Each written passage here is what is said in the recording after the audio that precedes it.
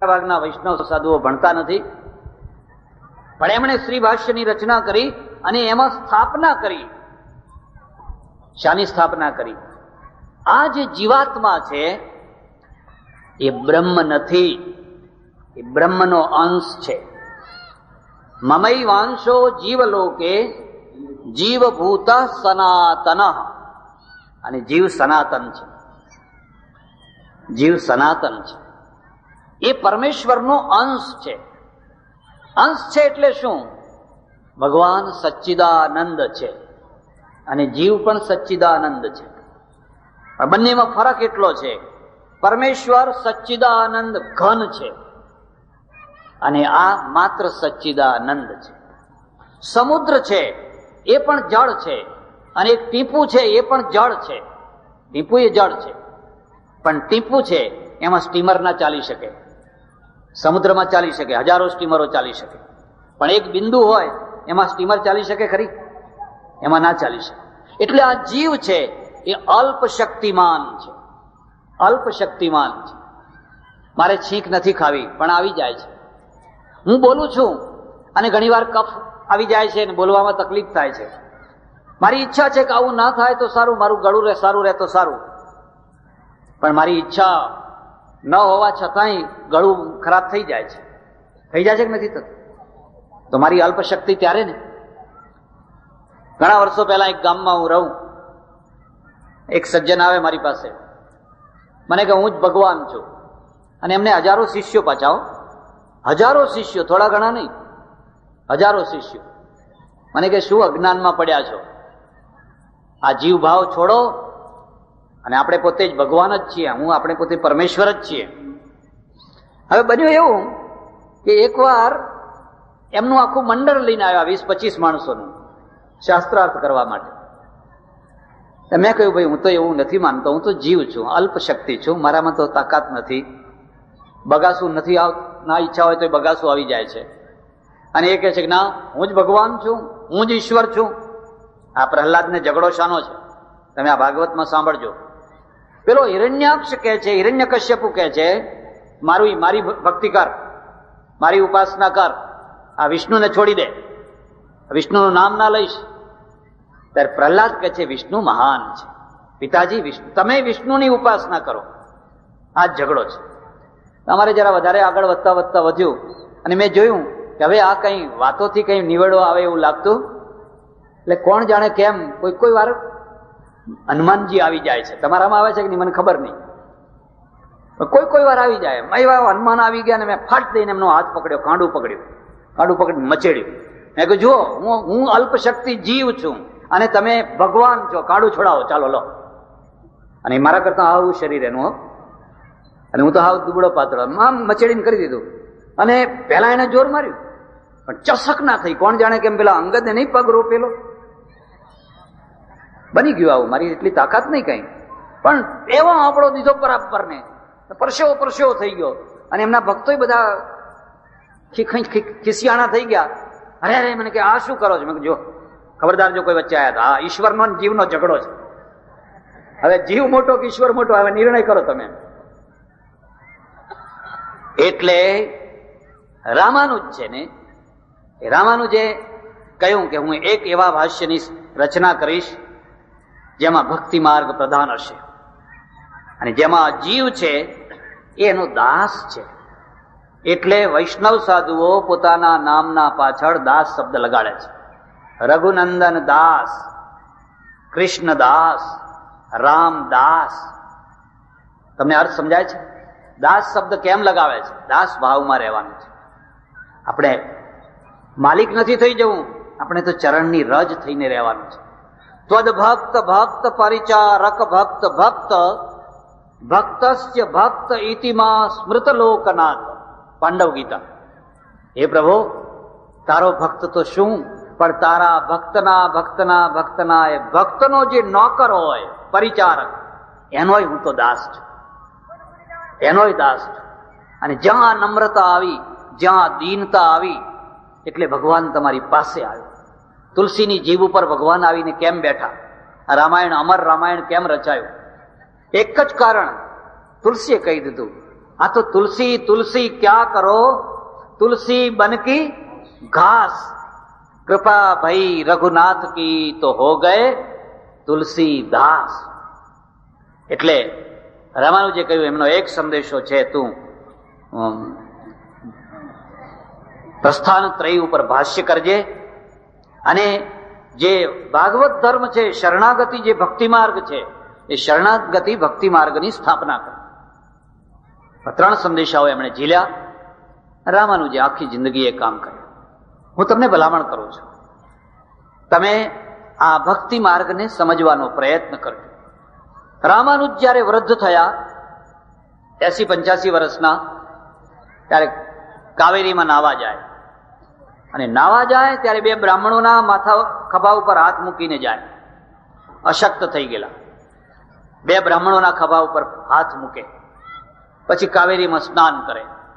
સ્નાન કરીને જયારે રંગજીના દર્શન કરવા પાછા વળે, 2 શૂદ્રોના ખભા ઉપર હાથ મૂકે. નાયા પછી 2 શૂદ્રોના ખભા ઉપર હાથ મૂકે. કેમ? એટલા માટે કે મારા માટે આ કોઈ શૂદ્ર નથી, હવે હું રંગજીના દર્શન કરવા જાઉં છું. નાયા પછી તો બ્રાહ્મણોના ખભા ઉપર જ હાથ મૂકવા જોઈએ ને, ઉલટાવી નાખ્યું. એક મહાપુરુષને તમે જોશો તો એક બહુ મોટી ક્રાંતિ કરી છે, પણ એ ક્રાંતિનો દીવો અમે ઓલવી નાખીએ છીએ અને પછી અમે અમારો દીવો ચાલુ કરી દઈએ છીએ. જો એક ક્રાંતિનો દીવો જો ચાલુ રાખ્યો હોત તો દક્ષિણ ભારતની અંદર જે દરિયા કિનારાના માણસો જે મુસ્લિમ થઈ ગયા, જે ખ્રિસ્તી થઈ ગયા, એ કોઈ મુસ્લિમ કે કોઈ ખ્રિસ્તી થયું હોત, આગા ખસો, અભડાવી મારો છો, અભડાવી મારો છો, અભડાવી મારો છો, લો આગા ખસે, હવે તમે રહો એકલા, હવે બીજા ધર્મમાં જતા રહ્યા, હવે કરો તમે, તમારું સંખ્યા ઓછી થઈ કે નથી. અને એ જે આઘા ખસ્યા ને એમણે જ તમારા ઉપર દંડા માર્યા, એ જ આજે દંડા મારે છે. તો હવે તમે જ વિચાર કરો, લોકોને આઘા ખસેડવા છે કે નજીક લાવવા છે? આઘા ખસેડે એવો ધર્મ જોઈએ છે કે લોકોને નજીક લાવે એવો ધર્મ જોઈએ છે? જો હજુય તમારે લોકોને આઘા ખસેડવા હોય તો આવનારા દિવસો રડવાના દિવસો આવશે. હવે એક જ સૂત્ર છે, નજીક આવો. આવો ભાઈ, નજીક આવો, નજીક આવો. આવા જ વૈષ્ણવ ધર્મના એક બહુ મોટા બીજા આચાર્ય, એમનું નામ ચૈતન્ય મહાપ્રભુ. ચૈતન્ય મહાપ્રભુ અદ્ભુત પાંડિત્ય, અદ્ભુત વ્યક્તિત્વ. ત્યારે છેલ્લી મરણ પથારીએ પડેલા, શિષ્યોનું ટોળું ભેગું થઈ ગયું અને પ્રાર્થના કરવા લાગ્યું, મહારાજ કંઈક ઉપદેશ આપો, કંઈક ઉપદેશ આપો, કંઈક ઉપદેશ આપો. એણે કહ્યું, મેં આખી જિંદગી તમને ઉપદેશ આપ્યો છે, હવે હું તમને શું ઉપદેશ આપું? હવે તો મારા પ્રાણ નીકળવાની તૈયારીમાં છે. ભારતીય સંસ્કૃતિની એક બીજી વિશેષતા યાદ રાખજો, આપણે મરતા મા બાપને પૂછીએ છીએ કે તમારી ઈચ્છા કોઈ બાકી રહી છે તો અમે પૂરી કરીએ. પૂછીએ છીએ કે નથી પૂછતા? અને એના આગળ આપણે સંકલ્પ કરીએ છીએ કે આટલી ગાયોને ચાર નાખશું, આટલું આમ કરશું, આટલું એમ કરશું, દાન પુણ્યની વાતો કરીએ છીએ, દીવો કરીએ છીએ, ગંગાજળ એના મોઢામાં રેડીએ છીએ, તુલસીનું પાન મૂકીએ છીએ. કેમ? કારણ કે કંઈ કરતા એને ઈશ્વરમાં મન લાગે અને એ એની સદગતિ થાય તો સારું. એ માટે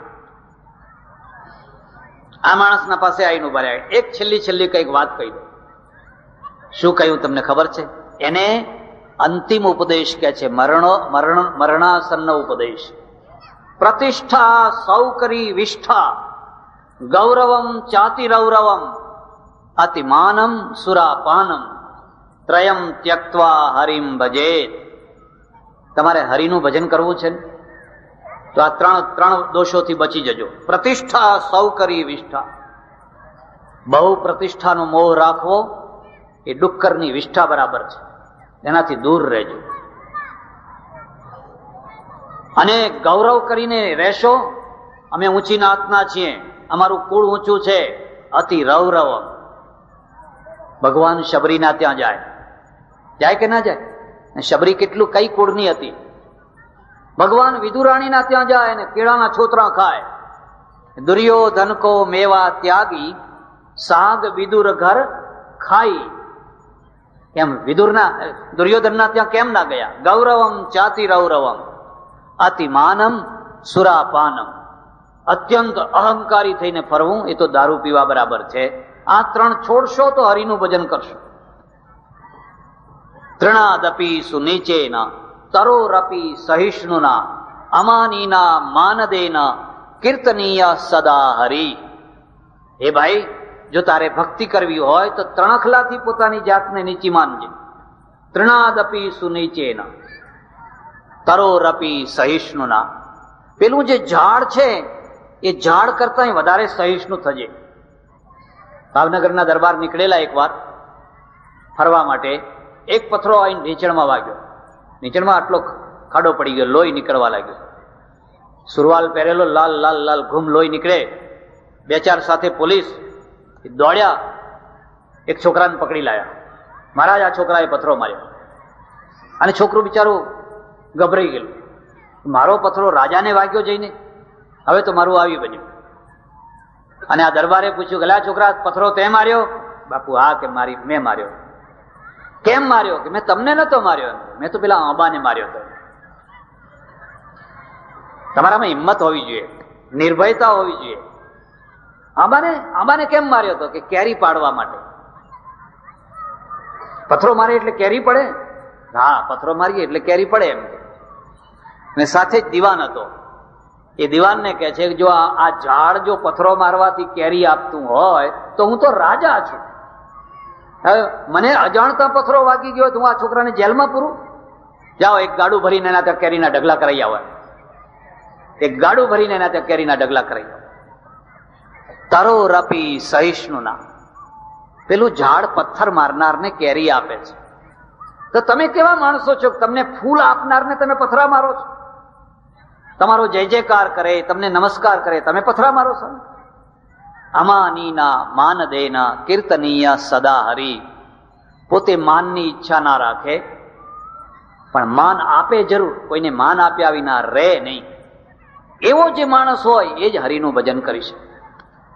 એટલે સજ્જનો, આ જે ભાગવત ધર્મ છે એ ત્રિસૂત્રી છે. યાદ રાખવું હોય તો રાખી લેજો. પહેલું સૂત્ર છે ઈશ્વર સર્વ સમર્થ સર્વ શક્તિમાન પરમ તત્વ અખંડ સચ્ચિદાનંદ બ્રહ્મ એક પરમાત્મા. એ એક પરમાત્મા જ અહીંયા કૃષ્ણ રૂપમાં છે. મારું પુસ્તક છે કૃષ્ણ લીલા રહસ્ય. તમારી કોઈની ઈચ્છા થાય તો તમે વાંચજો, તમને ખ્યાલ આવશે આ ભાગવતની બધી જે લીલાઓ છે એ ઘટનાઓ છે કે રૂપક છે. એક પરમેશ્વર, ઉપનિષદનું બ્રહ્મ. એટલે તો લખ્યું છે વિદ્યાવતામ ભાગવતે પરીક્ષા. એટલે વ્યાકરણની પરીક્ષા નહીં, એમાં કોઈ વ્યાકરણની દ્રષ્ટિએ પરીક્ષા નથી લેવાની, પણ પરીક્ષા એ છે કે શું ઉપનિષદ ને ભાગવત જુદા છે? શું ઉપનિષદના ઋષિઓ જે એક બ્રહ્મની વાત કહે, અને એટલે કે છે સત્યમ પરમ ધીમહિ. એનો પહેલો જ શ્લોક મંગલાચરણનો શ્લોક છે જન્માદ્યસ્ય યતોન્વયાદિતર્ત. અહીં જન્માદ્યસ્ય બ્રહ્મસૂત્ર છે, બ્રહ્મસૂત્રનું બીજું સૂત્ર છે. અથવા તો બ્રહ્મ જિજ્ઞાસા, અને પછી લખ્યું જન્માદ્યસ્ય યત. આ બીજા સૂત્રને ઉપાડીને વ્યાસજી અહીં શ્લોક બનાવી દીધો જન્માદ્યસ્ય તર્ક. અને પછી ઉપસંહારમાં લખી દીધું સત્યમ પરમ ધીમહિ. એ પરમ સત્ય જે ઉપનિષદનું બ્રહ્મ તત્વ છે એનું અમે ધ્યાન કરીએ છીએ. એ જ ધ્યાન આખા ભાગવતમાં કરવામાં આવ્યું. પણ કેવી રીતે? પેલું નિર્ગુણ નિરાકાર હતું, અહીંયા સગુણ સાકાર થઈ ગયું. એ જશોદાના આંગણે, એ ગોવાળિયાઓના વચ્ચે, એક માખણ માટે, એ વલોણા માટે હસતું કૂદતું રમતું ખેલતું કૂદતું. એટલે તમારે નાક ના પકડવું પડે. કોઈ ડોશીને જોજો, કોઈ ડોસાને જોજો, એ છોકરાને રમાડતો હોય ત્યારે મન એકાગ્ર કરવું પડે છે. મન એમાં ચોંટેલું જ છે, એને મન ચોંટાડવું નથી પડતું. થોડીક વાર થાય છે મારું છોકરું ક્યાં ગયું? અરે તું આ ભાગવત સાંભળ ને. કે ના ના ભાગવત તો ફરી સાંભળ, છોકરું ક્યાં ગયું? એ છોકરામાં એનું આપોઆપ મન છે. એટલે અહીંયા પેલું ઉપનિષદનું જે નિર્ગુણ નિરાકાર બ્રહ્મ છે, એક અખંડ તત્વ. અને એ જ રામાયણમાં તુલસીદાસજીએ લખ્યું છે, એક અખંડ સીતાવર. એમ રામ છે, એક અખંડ રામ સીતાવર, એવું કરીને એક ચોપાઈ છે. એ જ તત્વ અહીંયા છે. બીજો સિદ્ધાંત છે. બીજો સિદ્ધાંત શું છે કે ઈશ્વરને કોણ પ્રાપ્ત કરી શકે? તો જેનામાં નમ્રતા, દીનતા, આધીનતા હોય એ. ઉદ્ધવ પ્રાપ્ત ન કરી શકે, અક્રૂર પ્રાપ્ત ન કરી શકે. આમાં જોજો તમે કથાઓ, અક્રૂર જ્ઞાની છે, પંડિત છે, અને એ હસે છે કે કૃષ્ણ આ ગાંડી ગોપીઓને કોને શું કામ રડ રડ કરે છે? એ તો એના હૃદયમાં પરમેશ્વર છે. પરમેશ્વરનો વિયોગ તે વળી હોતો હશે? શું કામ રડે છે? એ તો આપણી પાસે જ છે, આપણે પોતે જ છીએ. ને કૃષ્ણ બહુ જબરા છે. એને કહ્યું, અક્રૂર એક કામ ના કર, એ મારી સમજાવી લે તો નહીં સમજે, પણ તું જઈને સમજાઈ આવ ને. અને અક્રૂર કે હા, મૂછો ઊંચી કરી હમણાં સમજાઈ આવો. ઘણા લોકોમાં ખાસિયત હોય છે, કોઈ શિષ્ય થવા તૈયાર હોય કે ના હોય, ગુરુ થવા તૈયાર જ હોય, પણ પહેલાની તો તૈયારી જુઓ. એ શિષ્ય થવા તૈયાર છે એ હોય કે ના હોય, આપણે ગુરુ થઈ જ જવાનું. અને આ અક્રૂર છે એ જયારે રથ લઈ અને ગોપીઓને ત્યાં આવ્યા, અને ગોપીઓએ જે સામે પ્રશ્ન શરૂ કર્યા, સૂરદાસે એના પદ બનાવ્યા છે. ઉદ્ધવ ઉધો મન ન હોય 10-20, એક હુતો સો ગયો શ્યામ સંગ કો આરાધે ઈશ. ઉધો મન ન હોય 10-20, મન કઈ 10-20 ના, અમારા પાસે એક મન હતું. એક હતું તે લઈ ગયા પેલા. હવે અમે મન વિના ના છે, હવે બીજું મન લાવવું ક્યાંથી તારી વાત સાંભળવામાં? બીજું હોય તો સાંભળીએ. એ જયારે પાછા ફર્યા ત્યારે ચેલા થઈને પાછા વળ્યા. ગુરુ થવા ગયા હતા પણ શિષ્ય થઈને પાછા વળ્યા. કૃષ્ણે પૂછ્યું, બ્રહ્મ જ્ઞાન આપી આવ્યા કે ના મહારાજ, બ્રહ્મ જ્ઞાન લઈ આવ્યા. ગયા હતા જ્ઞાન આપવા, પણ ખબર પડી કે હું તો અજ્ઞાની છું. આની ભૂમિકા કેટલી ઊંચી છે, આનું કેટલું ઊંચું, તે ભાવના કેટલી ઊંચી છે. એટલે આ બીજી વાત ને યાદ, ત્રિસૂત્રી ભાગવત ધર્મ. બીજી વાત યાદ રાખજો, ભગવાન એક બ્રહ્મ છે, પણ એની સાથે સાથે તમને એ ક્યારે મળે? જ્યારે તમારા હૃદયની અંદર તમે દીનતાથી, નમ્રતાથી, વિનયથી, વિવેકથી વર્તો ત્યારે. અને ત્રીજું સૂત્ર છે, ભગવાનને મેળવવા માટેનું એક જ સાધન છે પ્રેમ. એટલે પ્રેમ લક્ષણા ભક્તિ. પ્રેમ, કર્મકાંડ ગમે એટલા કરો, સવારથી સાંજ સુધી. 5 ધૂણીઓ તાપો, 1 પગે ઉભા રહો, 2 પગે ઉભા રહો, દંડવત કરતા કરતા યાત્રા કરો, 1000 પ્રયત્ન કરો. બિના પ્રેમ રીઝે નહીં તુલસી નંદ કિશોર. મીરાબાઈને એટલા માટે મળ્યા કે મીરાને પ્રેમ હતો. કર્માબાઈનો ખીચડો એટલા માટે ખાધો કે કર્માબાઈને પ્રેમ હતો. નરસિંહને એટલા માટે વારંવાર મળ્યા કે નરસિંહ એના વિયોગમાં ઝૂરતો હતો.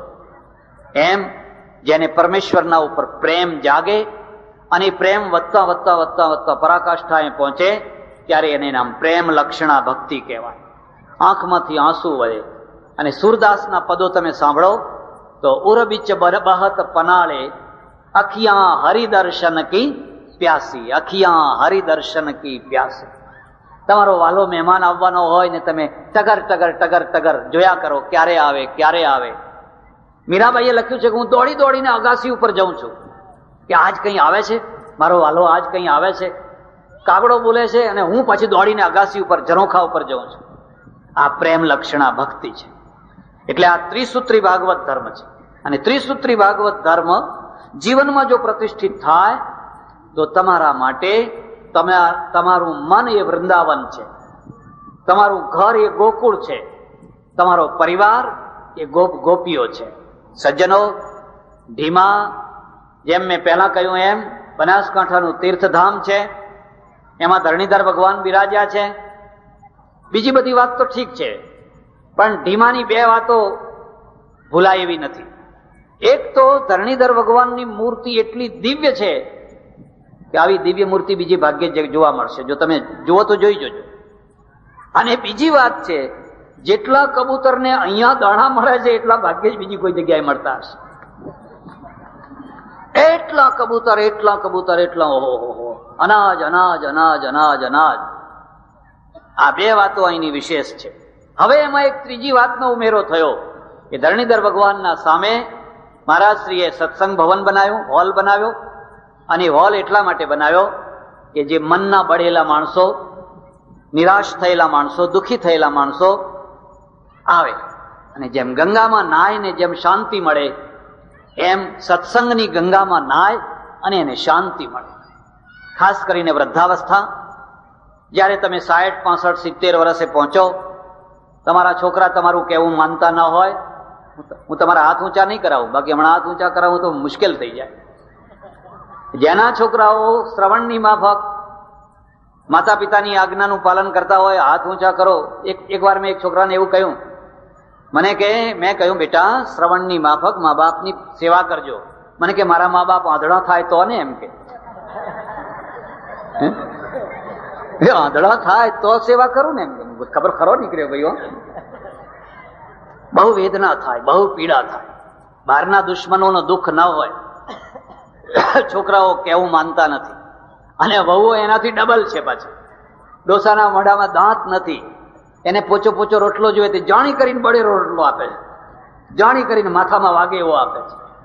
ડોસાને પહેલેથી જ ઘી ખાવાની વધારે વૃત્તિ છે કે ડોશી એને ખૂબ ઘી ખવડાવેલું, 2-3 ભેંસો રાખીને વલોણા કરી કરીને આટલા લૂંદા આપેલા. હવે ડોશી બિચારી મરી ગઈ ને આ ડોસો વિધુર થયો. હવે આટલા લૂંદા તો ગયા, પણ કોઈ ચમચી ઘી કોઈ આપવા તૈયાર. ત્યારે ડાચું ઉતારીને પછી બેસે છે કે હવે શું કરીએ, અરે જાઓ કોઈ વૃદ્ધાશ્રમમાં દાખલ થઈ જાઓ, નહીં તો આ સત્સંગ ભવનમાં આવો અને આવીને સત્સંગ કરો. સૂર્ય 12 કલાક તપતો નથી, એનો એક 12 વાગ્યાનો ટાઈમ આવે, અને અત્યારે તમે જુઓ છો સૂર્યનો 5 વાગ્યાનો ટાઈમ આવ્યો. બદલાઈ ગયો કે નહીં? સૂર્ય પીળો પડી ગયો, હવે વધારે પીળો પડશે.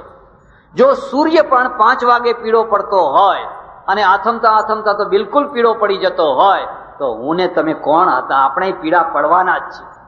12 વાગ્યાનો ટાઈમ ચાલ્યો ગયો. હવે આપણે 5 વાગે 12 વાગ્યાનો રૂવાબ કરવા જઈએ તો એ હવે ઘરમાં રૂવાબ ચાલે નહીં. ત્યારે શું કરશો? જાઓ, હવે આ છેલ્લી જિંદગી છે, પાછલી જિંદગી છે. જઈને કોઈ આવા સંતોના ચરણોમાં બેસો, મહાપુરુષોની પાસે બેસો, તમને શાંતિ મળશે. એટલે ધીમાની અંદર એક બહુ સરસ સુંદર મજાનું સત્સંગ ભવન બનાવવામાં આવ્યું છે. ત્યાં રામાયણ, ભાગવત, બીજું ઉપનિષદ જે તે ગ્રંથો એની ચર્ચા થશે, વિદ્વાનો આવશે, જ્ઞાનીઓ આવશે, અને એના દ્વારા ગામની અંદર જે થોડો ઘણો ઉદ્વેગ થયો હોય, અશાંતિ થઈ હોય, અંદર લોકો ઝઘડ્યા હોય, તો મન કુમળા થાય. નહીં તો ઝેરમાં ઝેર વધે અને પ્રેમમાં પ્રેમ વધે. સાધુનું કામ છે પ્રેમમાં. એ બેન બેસી જા, એ ક્યાં જાય છે? બેસી જા. અરે બેસી જા, ભલી થા. તો મારે નથી પીવું પાણી, તું બેસી. હા, પાણી પાવા આવી કે ગડબડ કરવા આવી?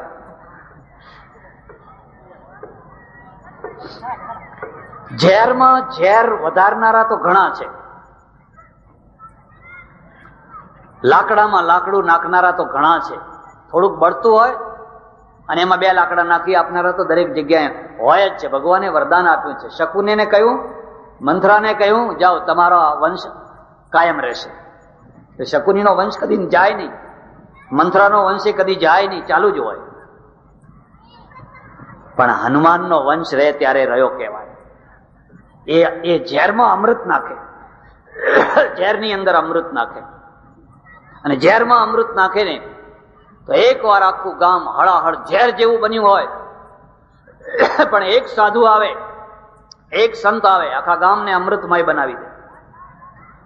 એકબીજાને ભેટતા થઈ જાય. અલ્યા આ ગામમાં આપણે જન્મ્યા, એક ધૂળમાં સાથે રમ્યા, પેલા ઝાડ ઉપર એપડી પેપડી રમ્યા અને તળાવમાં કૂદકા મારીને ભેગા નાયા. હવે વેચ જમીન માટે ધારિયા ઉડાડો છો, હવે એક વેચ જમીન માટે તલવારો ઉડાડો છો. અને જઈને સ્મશાનમાં જઈને જુઓ, એક સ્મશાનની અંદર કેટલા સૂતા છે, લીંબુ ઠેરવનારા મૂછ ઉપર, એ બધા 3x6 સૂતા છે. અને કોઈ કહેતા નથી કે આખો ખસ, એમ કોઈ નથી કહેતા.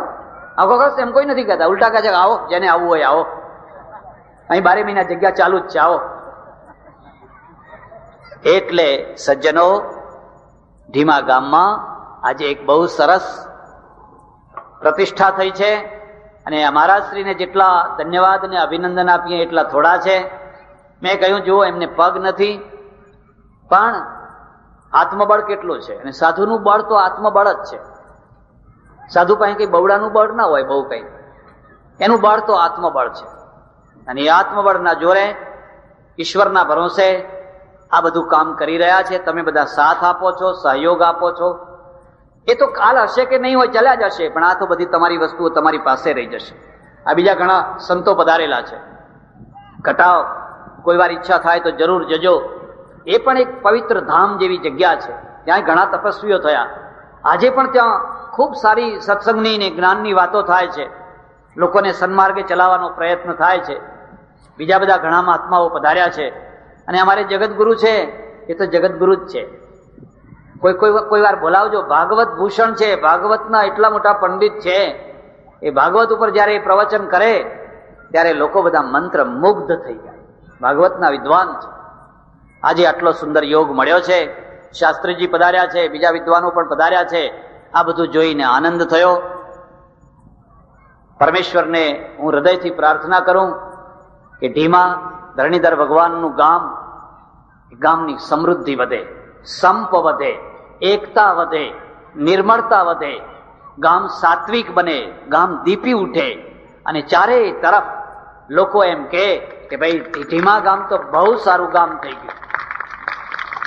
હું તો સામાન્ય સાધુ છું, મારો કોઈ સંપ્રદાય નથી, મારે કોઈ જાગીર નથી, હું કોઈને ચેલા નથી બનાવતો, એટલે એક સામાન્ય નહીં જેવો સાધુ છું. છતાં આ જે અહીંયા એમનું અન્નક્ષેત્ર અને આ પ્રવૃત્તિ થઈ રહી છે, એમાં મારા તરફથી 5001 રૂપિયા અંજલિ રૂપમાં, નાની સરખી અંજલિના રૂપમાં આપવાની ઈચ્છા રાખું છું. ભગવાન સૌનું મંગળ કરે, સૌનું ભલું કરે, સૌનું કલ્યાણ કરે. આભાર, ધન્યવાદ. હરિઓમ તત્સત. હવે આગળ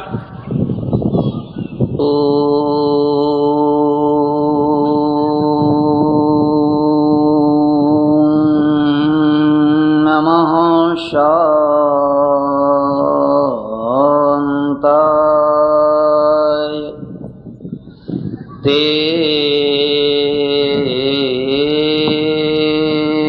તેજસે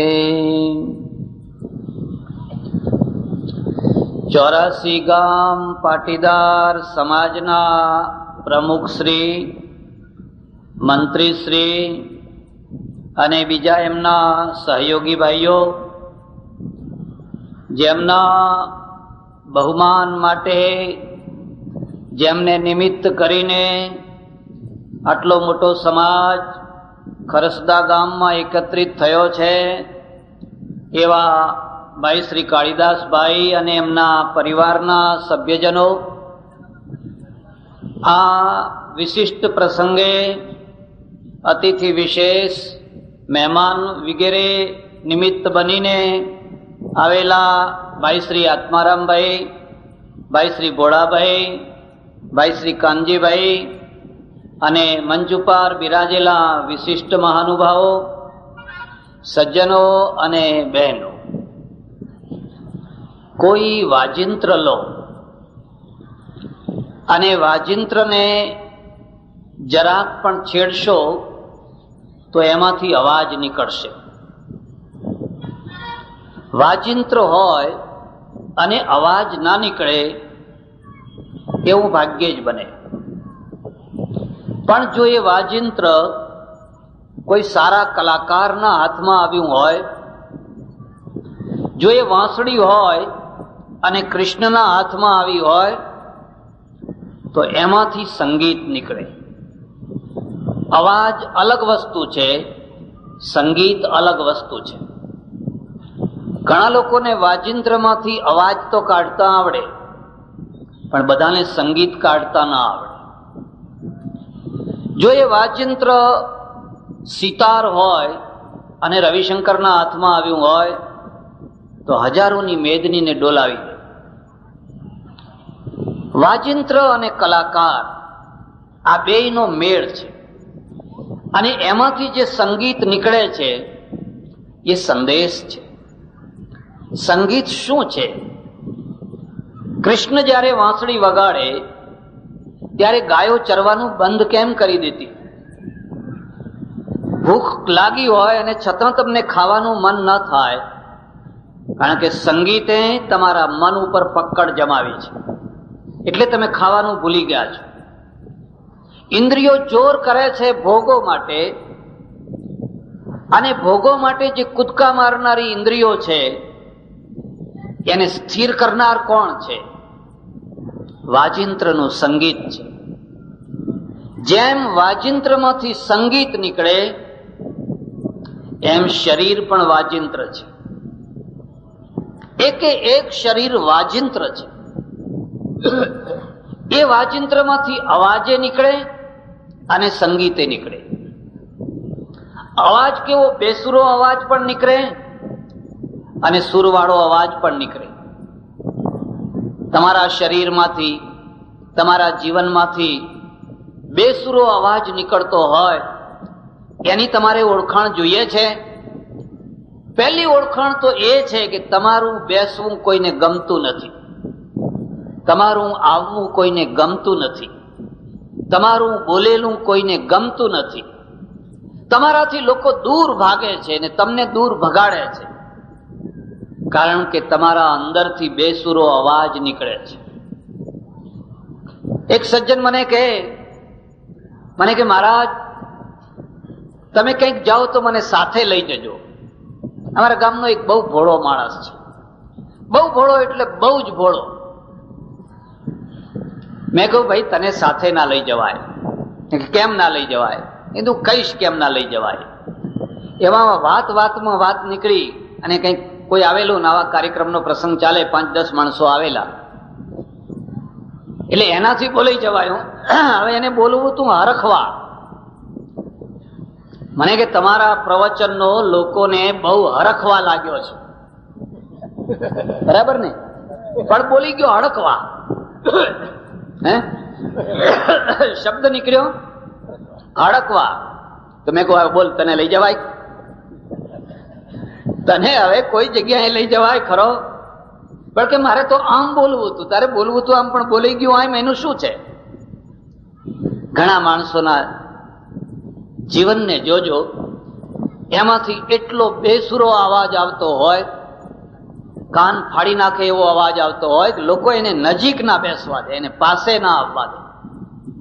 પોતાના આંગણે આવ્યો હોય તો એ ક્યારે ઉઠીને જતો રહે એની જ એને ચિંતા હોય. આવા માણસો 100 વર્ષનું જીવન જીવે તો પણ એ વ્યર્થ છે, અર્થ વિનાનું છે.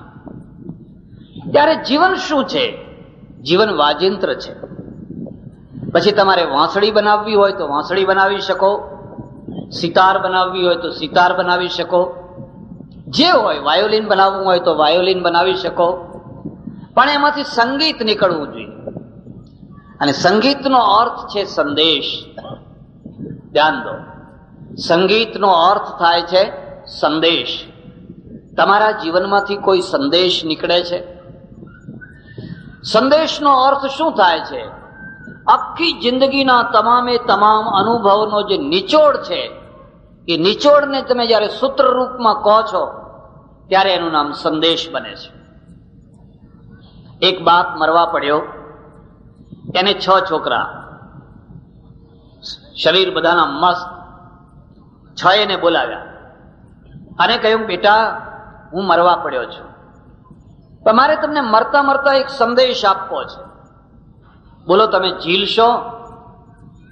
કે બાપુ કેમ? આખી જિંદગી તો તમે ઘણી વાતો કરી બરાબર છે, પણ આ છેલ્લું સૂત્ર આપવું છે. કેમ? એનું કારણ છે, આ ગામની અંદર આપણા 4 ઘર છે, બીજા 400 ઘર છે. એ 400 ઘર તમને જીવવા નહીં દે, પણ જો મારો સંદેશ તમે જીવનમાં ઉતારશો તો તમને કોઈ મારનારો પેદા નથી થયો. જાઓ એક લાકડી લઈ આવો. છોકરાઓ વિચારમાં પડી ગયા કે મરતી વખતે ડોસાને લાકડીઓ ક્યાંથી મંગાવવાનું સૂઝ્યું?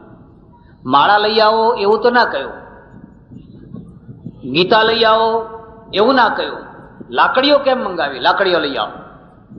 6 જણા 6 લાકડીઓ લઈ આવ્યા. બોલો બાપા હવે કહ્યું જો આ 1 લાકડી છે ને ઢીંચણ ઉપર મૂકીને વાળો તોડી નાખો. એક માણસે જે મજબૂત હતો, ઢીંચણ ઉપર લાકડી મૂકીને જોરથી આમ કર્યું, લાકડી તૂટી ગઈ. હવે કે બાકીની જે 5 છે એ 5 ને ભેગી કરો, દોરડેથી બાંધો મજબૂત, અને હવે વાંકી વાળીને તોડી નાખો. બહુ મહેનત કરી પણ એ તૂટી, એ લાકડીઓ ના તૂટી. બસ બેટા મારો આ સંદેશ છે મરતી વખતે. જો તમે 6 એકલા રહેશો તો તમે તૂટી જશો, પણ જો 6 એકબીજા સાથે ગૂંથાઈને રહેશો, એકબીજા સાથે સંપીને રહેશો, તો તમને તોડનાર આ દુનિયામાં કોઈ પેદા થયું રાવણને રામે નથી માર્યો. ખોટી વાત છે. રાવણને મારનાર તો વિભીષણ છે. જો વિભીષણ ના પેદા થયો હોત તો રાવણને કોઈ મારનાર પેદા થયો નતો. તમારામાંથી કોઈ વિભીષણ થવા તૈયાર છે? પોતાના સગા ભાઈનું નિકંદન કાઢનાર. બાપનું મૃત્યુ થઈ ગયું, પણ મરતા મરતા એણે એક સંદેશો આપ્યો, દીકરાઓ, નાની મોટી બાબત હોય તો લડજો, ઝઘડજો. ઘર છે, વાસણ ટકરાય, એનો કોઈ વિરોધ નથી, પણ જરૂર પડે ત્યારે 6 એકબીજા સાથે ગુથ થઈને, એકબીજા મજબૂત થઈને રહેજો, તો તમે ગમે તે જગ્યાએ તમારું અસ્તિત્વ વ્યક્તિત્વની સાથે સાચવી શકશો. આને સંદેશ કહેવાય. આ જે સંદેશો છે એને હું 4 ભાગમાં વહેંચું છું. યાદ રાખવા હોય તો રાખજો. એક સંદેશ છે એ દાર્શનિક સંદેશ છે. એક સંદેશ છે એ જીવન સંદેશ છે. એક સંદેશ છે એ નીતિ સંદેશ છે. અને એક સંદેશ જે છેલ્લો સંદેશ છે એ મૃત્યુ સંદેશ છે. દાર્શનિક સંદેશ એટલે શું? કોઈ તત્વવેત્તા, મહાન જ્ઞાની, એવો કોઈ બહુ ઊંચી ભૂમિકાનો મહાપુરુષ હોય અને મરતા મરતા કે જીવતા જીવતા જે સંદેશ આપે એ દાર્શનિક સંદેશ કહેવાય. બુદ્ધને કહ્યું કંઈક સંદેશ આપો, તો બુદ્ધે સંદેશ આપ્યો, સર્વમ દુઃખમ, દુઃખમ દુઃખમ, સર્વમ દુઃખમ. મારી તમને ખાસ ભલામણ છે, મહાપુરુષોના સંદેશાઓ ભેગા કરજો. આ સારું છે કે સંદેશા વાંચ્યા નથી, આગળ વંચાઈ ગયા હશે.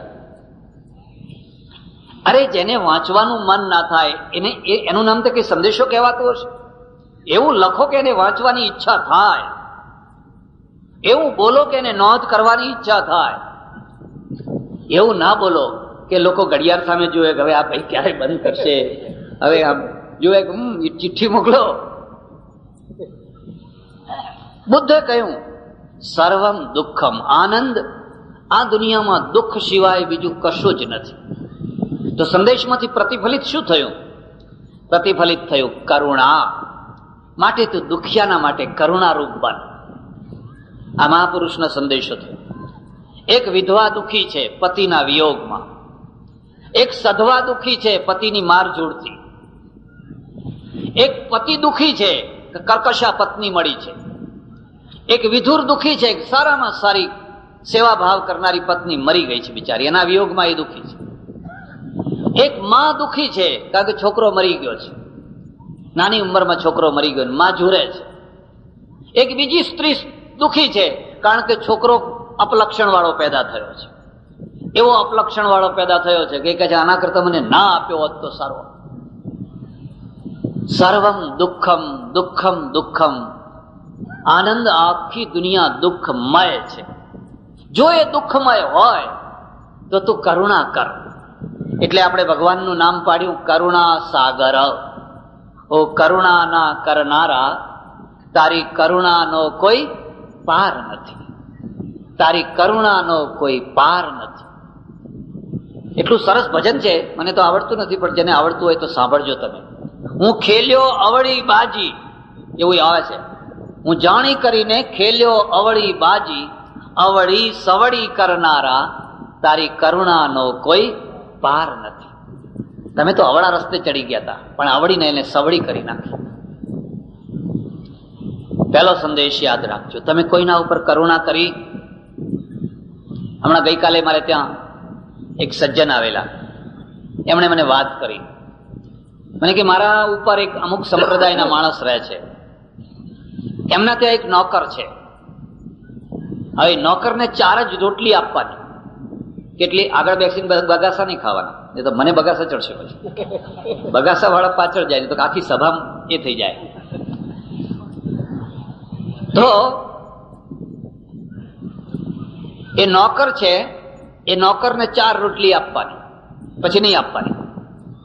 એ નોકર આવીને કહે છે કે ભાઈજી, આ 4 રોટલી મારું પેટ ભરાતું નથી, મને 2 રોટલી વધારે આપો. હું કામ કરું છું, મહેનત કરું છું.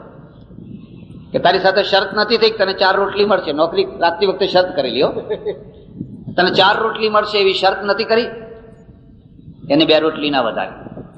થોડીક વાર થઈ, એક સાધુ આવ્યા વરવા માટે. એમના ભિક્ષાપાત્રની અંદર બદામનો શીરો, ફલાણું ફલાણું ફલાણું બધું ભરી આપ્યું. આ 2 દૃશ્ય મેં જોયા. મેં એમને કહ્યું, જે કશું કામ નથી કરતા એને બદામનો શીરો આપો છો, અને જે બિચારો તમારું કામ કરે છે સવારથી સાંજ સુધી એને 2 રોટલી વધારે નથી આપતા ને એને ભૂખ્યો ઉઠાડો છો. એને જવાબ શું આપ્યો ખબર છે? અને કે આ જે સાધુને આપ્યું ને એ જ પુણ્ય કહેવાય, પેલું પુણ્ય ના કહેવાય, આ તો બધું પુણ્ય ત્યાં લખાય.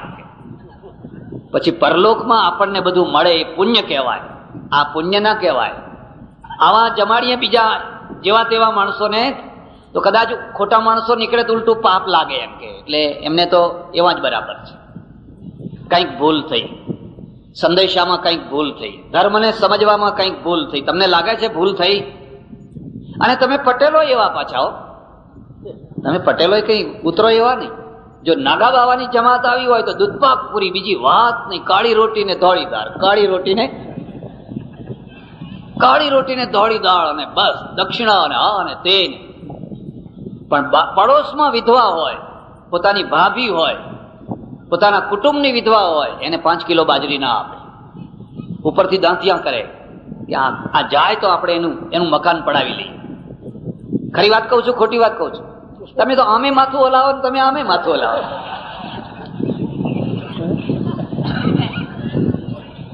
કંઈક સંદેશામાં ભૂલ થઈ છે.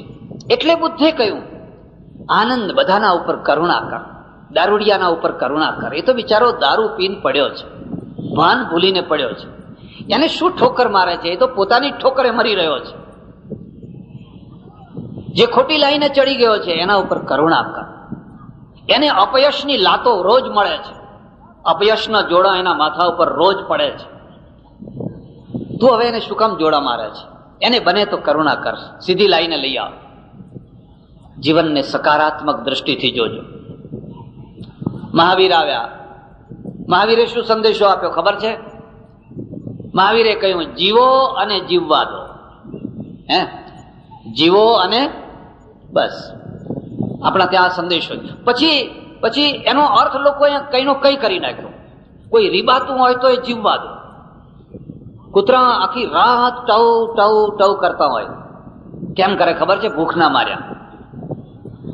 આખી રાત ઊંઘવા ના દે, પેટમાં ભૂખ લાગી હોય એટલે હવ હવ કરતા હોય, પણ જીવવા દો. મારા દેશની આ એક બલિહારી છે.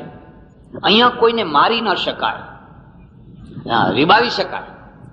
તમારો બળદ, તમારો ઊંટ, હું તો આ ઊંટ લારીઓ જોઉં ને મને આમ અરેરાટી છૂટે. એ ઊંટ લારીને ખરા તડકે ડબલ વજન ભરીને પેલો ઝૂડતો હોય, એના પગમાં કાંકરા પેસતા હોય ને મૂંગું જાનવર બિચારું દોડતું હોય, કોઈને કશો વાંધો નહીં, બધાય જોવે. પ્રવચનનો બાકીનો અંશ આગળની કેસેટમાં ઉતારવામાં આવ્યો છે.